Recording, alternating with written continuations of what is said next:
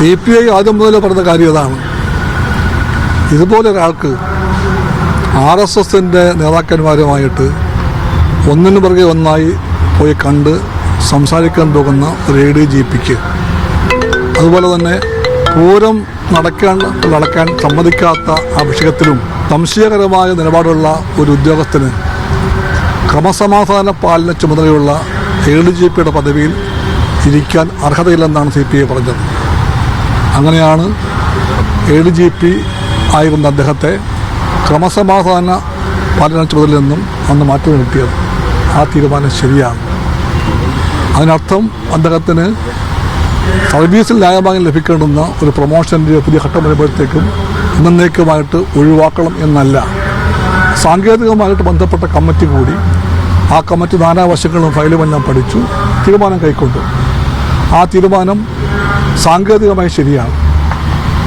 സാങ്കേതികമായ തീരുമാനം ശരിയാണ്. പക്ഷേ എല്ലാ സാങ്കേതിക ശരികളും എല്ലായ്പ്പോഴും രാഷ്ട്രീയ ശരിയാകണമെന്നില്ല.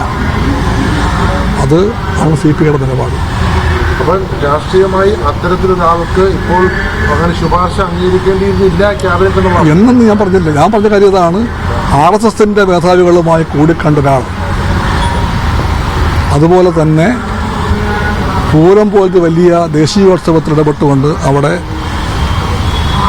വേണ്ടതുപോലെ നടത്താൻ സമ്മതിക്കാതെ അലങ്കോലപ്പെടുത്തുന്ന ആ പ്രക്രിയയിൽ പങ്കുവഹിച്ചുവെന്ന് ആരോപിക്കപ്പെട്ട ഒരാൾ, അതുപോലെ തന്നെ വരവിൽ കവിഞ്ഞ സ്വത്ത് സംഭവിച്ചതിൻ്റെ പേരിൽ വിജിലൻസ് എൻക്വയറിക്ക് വിധേയനായ ഒരാൾ, ആളെപ്പറ്റി ബന്ധപ്പെട്ട കമ്മിറ്റിക്ക്, ഉദ്യോഗസ്ഥ കമ്മിറ്റിക്ക് പരിശോധനയിൽ സാങ്കേതികത്വം നോക്കാൻ പറ്റും. അവർ സാങ്കേതികമായിട്ട് തീരുമാനം കൈക്കൊണ്ടു. ആ തീരുമാനം ടെക്നിക്കലി 100% ശരിയാണ് തീരുമാനം.